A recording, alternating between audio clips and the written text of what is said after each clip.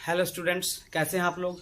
आपका अपने इंग्लिश गुरु चैनल में स्वागत है और मैं हूं प्रशांत वर्मा। जैसा कि स्टूडेंट्स आप लोग जानते हैं कि हम लोग इंटरमीडिएट के रेनबो पार्ट 2 को लेकर के चल रहे हैं और साथ ही साथ मैं ये इंग्लिश ट्रांसलेशन को भी लेकर चल रहा हूं। मतलब कि वैसे लोग जो बेसिकली इंग्लिश सीखना चाहते हैं, नीचे से सीखना चाहते हैं, बिल्कुल इंटर लेवल के पूरे ग्रामर को कवर करना चाहते हैं, उनके लिए भी मैं नीचे से लेकर चल रहा हूं। और साथ ही साथ आपका जो बुक है rainbow part 2 intermediate second year का, उसके प्रथम पार्ट जो है Indian civilisation culture Mahatma Gandhi का के द्वारा जो लिखा हुआ है उसको भी लेकर चल रहे हैं। तो इसमें जो है 1 से लेकर के और आपको 8 पैराग्राफ तक मैं पूरा कंप्लीटली बतला चुका हूं। अब जस्ट इसके बाद जो है आपको क्वेश्चन आंसर आता है, ये फिल अप द ब्लैंक्स और 6 क्वेश्चन आंसर आता है। तो जो आज मैं आपको बतलाने वाला हूं, तो इस वीडियो को आप शुरू से लेके लास्ट तक देखिए, आपके लिए काफी इंपॉर्टेंट होने वाला है। इसमें से बहुत सारे ऐसे प्रश्न हैं जो काफी आपके लिए इंपॉर्टेंट है, जिसको आपको जानना जरूरी है। तो चलिए स्टार्ट करते हैं फ्रेंड। देखिए B.11 इसमें जो है कह रहा है complete the following sentences on the basis of what you have studied. मतलब आपने जो 8 पैराग्राफ तक में पढ़ा है उसके आधार पर आपको इसमें फिल अप द ब्लैंक्स करना है, ठीक है। चलिए फर्स्ट क्वेश्चन में हम आते हैं। India's glory is that, Bharat का गौरव है कि, क्या है भारत का गौरव। देखिए मैंने लिख दिया है it remains immovable. It remains immovable मतलब भारत का गौरव है कि यह अविचल रहता है, यानी यह स्थिर रहता है। चलिए पॉइंट नंबर 2 बी में आते हैं। The charge against India is that, Bharat के खिलाफ आरोप है कि, क्या भारत के खिलाफ ये आरोप है लोगों का कि इसके लोग, her people are so uncivilised ignorant and stolid, मतलब इसके लोग इतने असभ्य, अज्ञानी और मंदबुद्धि के हैं कि इट इज नॉट पॉसिबल, यह संभव नहीं है, to induce them to adopt any changes, कि उन्हें किसी भी बदलाव को ग्रहण करने योग्य बनाया जाए, ठीक है। इंड्यूस मींस क्या होता है कि लायक बनाना। यह भारत के खिलाफ यह आरोप है कि इसके लोग, her people are so uncivilised ignorant and stolid that it is not possible to induce them to adopt any changes. ये आपको दोनों, इसका आंसर आपको पैराग्राफ 2 में मिल जाएगा। पैराग्राफ 2 अगर आप देखते हैं उसमें दोनों का आंसर बखूबी लिखा हुआ है, बिल्कुल एकदम आपको खोज, बिल्कुल मेहनत नहीं करना पड़ेगा, तुरंत मिल जाएगा। अब सी पॉइंट में आते हैं। वी डेयर नॉट चेंज मतलब हमें बदलने की हिम्मत नहीं है, किस चीज को, व्हाट। ये भी जो है आपको पैराग्राफ 2 में ही है ना। वी डेयर नॉट चेंज आपको सेकेंड लास्ट लाइन है ये। तो वी डेयर नॉट चेंज, हमें क्या बदलने की हिम्मत नहीं है, तो we dare not change what we have tested and found true on the anvil of experience, मतलब जो हम लोगों ने जांचा है, परखा है और अनुभव की कसौटी पर सच पाया है, उसको हमें बदलने की हिम्मत नहीं है। आपको दोनों 1, 2 और 3 दोनों जो है फिल अप द ब्लैंक्स आपको दूसरा नंबर पैराग्राफ में बिल्कुल मिल जाएगा। दूसरा नंबर पैराग्राफ 4-5 लाइन है, उसको आप पढ़ के देखिए। मैंने मीनिंग बाय मीनिंग बतलाया है। अगर आप उस लेसन को नहीं देखे हैं तो आप प्लेलिस्ट में जाकर देख सकते हैं। इस वीडियो के लास्ट में मैं उसका लिंक डाल दूंगा, ठीक है। चलिए अब आते हैं हम fill up the blanks number D, यानी चौथे नंबर डी पे। कहता है our ancestors set a limit to our intelligence because, हमारे पूर्वजों ने हमारे व्यसनों की एक सीमा बना दिया। क्यों हमारे व्यसनों की एक सीमा बना दिया, तो देखिए है ना, क्योंकि the more we indulge in our passions, जितना ही ज्यादा हम अपने शानो शौक में डूबते हैं, the more unbridled they become, उतना ही ज्यादा यह अनियंत्रित हो जाता है। इसलिए हमारे पूर्वजों ने हमारे व्यसनों की एक सीमा बना दिया। क्योंकि the more we indulge in our passions, जितना ही ज्यादा हम अपने शानो शौक में डूबते हैं, the more unbridled they become, उतना ही ज्यादा यह अनियंत्रित हो जाता है, उतना ही ज्यादा अनियंत्रित यह हो जाता है ना। ये आपको 5वां नंबर पैराग्राफ में है। 5वां नंबर पैराग्राफ में ये आपको आंसर मिल जाएगा, बिल्कुल सटीक, बिल्कुल वही जो लिखा हुआ है उसी के बाद आपको मिल जाएगा 5वां नंबर पैराग्राफ में। अब ई में आते हैं। Our forefathers did not invent machinery because, हमारे पूर्वजों ने मशीनों का आविष्कार क्यों नहीं किया, क्योंकि वे जानते थे कि अगर हम इन चीजों के पीछे पड़ जाएंगे तो हम अपने नैतिक चरित्र को खो देंगे और इनके गुलाम बन जाएंगे। जो है प्रेजेंट टाइम में आप लोग देख रहे हैं, बिल्कुल है यही चीज। तो देखिए ई में क्या होगा, बिकॉज दे न्यू दैट, क्योंकि वे जानते थे कि if we set our hearts after such thing, set after मैंने के पीछे लगा देना, अगर हम अपने दिलो दिमाग को इन चीजों के पीछे लगा देंगे, सच थिंग्स, इन चीजों के पीछे लगा, वी वुड बिकम स्लेव, हम लोग गुलाम बन जाएंगे, and lose our moral fibre, और अपना नैतिक चरित्र खो देंगे और अपने नैतिकता की भावना को खो देंगे। इसलिए हमारे पूर्वजों ने मशीनों का आविष्कार नहीं किया, ठीक है। अब देखिए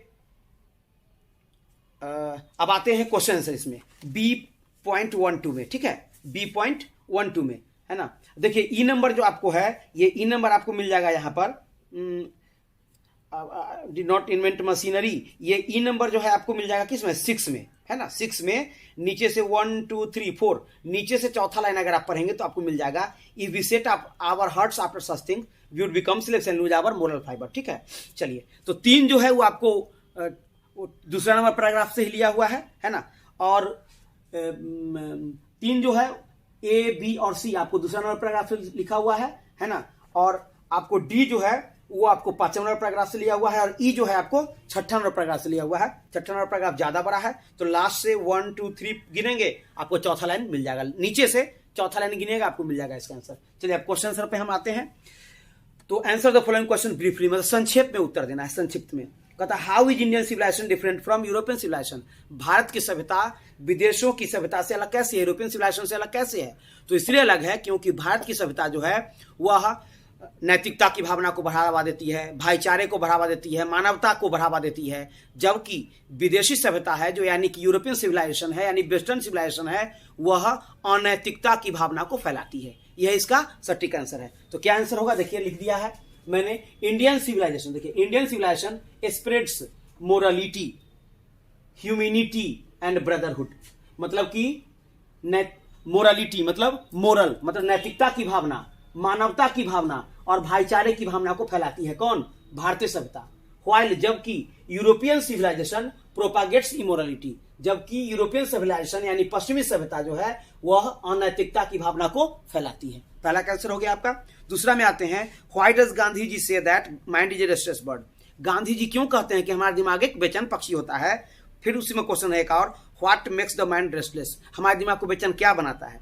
तो गांधी जी क्यों कहते हैं कि दिमाग एक बेचैन पक्षी होता है, क्योंकि जितना ही ज्यादा यह पाता है उतना ही ज्यादा यह चाहता है, फिर भी असंतुष्ट रह जाता है। 5वां नंबर पैराग्राफ में आपको इसका आंसर मिल जाएगा, 5वां नंबर पैराग्राफ पढ़ेंगे तो, है ना। देखिए गांधी जी से that mind is restless bird because, क्यों, क्योंकि द मोर इट गेट्स, जितना ही ज्यादा यह पाता है, द मोर इट वांट्स, उतना ही ज्यादा यह चाहता है, एंड स्टिल रिमेन्स अनसेटिस्फाइड, और फिर भी असंतुष्ट रह जाता है, ठीक है। इसलिए कहते हैं कि दिमाग एक बेचैन पक्षी होता है।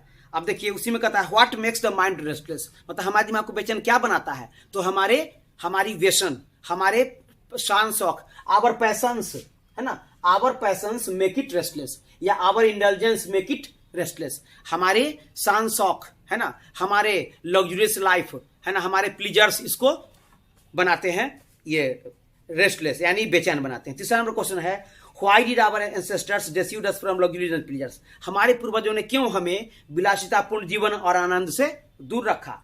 Did they do the right thing, क्या उन्होंने सही काम किया। तो क्यों हमारे पूर्वजों ने हमारे विलासितापूर्ण जीवन आनंद से दूर रखा, क्योंकि उन्होंने देखा कि एक अमीर भी खुश नहीं रहता है, एक गरीब भी खुश नहीं रहता है। ऐसी बात नहीं है कि अमीर खुश होंगे गरीब खुश होंगे, कोई भी खुश हो सकता है, कोई भी दुखी हो सकता है। तो इन सभी चीजों को देखते हुए उन्होंने देखा कि ये हमारी खुशियां जो है हमारे दिमाग से जुड़ी हुई चीज है ना। तो इसलिए इसका आंसर क्या हो जाएगा, देखिए जैसे our ancestor deceived us from luxury and pleasures, हमारे पूर्वजों ने हमें विलासितापूर्ण जीवन और आनंद से दूर रखा। क्यों, क्योंकि देखिए because happiness is largely a mental condition, क्योंकि खुशियां जो है वह बृहत रूप से दिमागी स्थिति होती है। मतलब हम दिमाग से खुश होते हैं और हम दिमाग से दुखी होते हैं। मतलब हमारे पॉजिटिव थॉट्स के कारण हम खुश होते हैं और हमारे नेगेटिव थॉट्स के कारण हम सुखी होते हैं। तो यही है, देखिए happiness is largely a mental condition, इसका आंसर क्या हो जाएगा, happiness is largely a mental condition. चलिए अब क्वेश्चन नंबर आते हैं नेक्स्ट में, why according to Gandhi ji have be stuck with the same kind of plough as existed thousands of years ago, should we do the same thing even today. तो क्या कर रहा है, देखिए क्यों गांधी जी के अनुसार हम लोग उसी प्रकार के मेहनत से आज भी चिपके हुए हैं जो हजारों साल पहले अस्तित्व में था, और क्या हमें उसी काम को आज करना चाहिए, उसी टाइप से आज मेहनत करना चाहिए। तो बिल्कुल करना चाहिए। तो देखिए गांधी जी के अनुसार क्यों, तो देखिए चौथा नंबर आंसर पर आते हैं, अकॉर्डिंग टू गांधी जी, मतलब गांधी जी के अनुसार we have stuck with the same kind of plough which existed thousands of years ago, हम लोग उसी प्रकार के मेहनत से चिपके हुए हैं जो हजारों साल पहले अस्तित्व में था। क्यों, क्योंकि बिकॉज, देखिए अब आपका आंसर शुरू हुआ, because our real happiness and health, क्योंकि हमारी वास्तविक खुशियां और स्वास्थ्य कंसिस्ट इन, निवास करती है, in a proper use of our hands and feet, हमारे हाथों और पैरों के उचित इस्तेमाल पर। क्योंकि हमारी वास्तविक खुशियां और स्वास्थ्य, because our real happiness and health consist in a proper use of our hands and feet, क्योंकि हमारी वास्तविक खुशियां और स्वास्थ्य हमारे हाथों और पैरों के उचित इस्तेमाल में निवास करती है।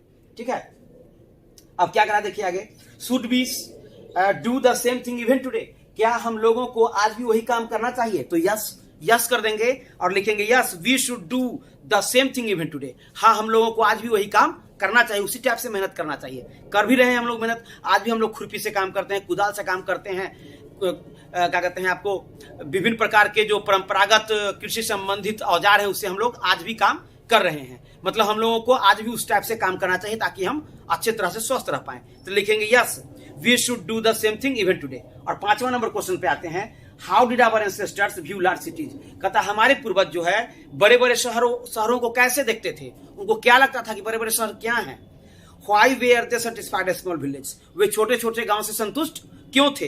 तो अब हमारे पूर्वज कैसे, क्यों बड़े बड़े शहर को क्या देखते थे, कैसा लगता था उनको बड़ा बड़ा शहर। तो देखिए, our ancestors viewed large cities, अब देखिए आंसर आपका है as a snare. Snare means क्या होता है, फंदा या जाल, एंड अ यूजलेस इनकम्बरेंस, और एक बेकार का बोझ। हमारे पूर्वज जो हैं बड़े बड़े शहरों को एक फंदा या जाल और बेकार का बोझ मानते थे। क्यों, है ना, दे वेयर सेटिस्फाइड, क्यों मानते थे, क्योंकि वहां चोरों, लुटेरों, वेश्यावृत्ति, सारी बुराइयां वहीं पनपती थी और गांव इससे मुक्त था, इसलिए वे बड़े बड़े शहरों को फंदा या जाल के रूप में मानते थे, बेकार का बोझ मानते थे।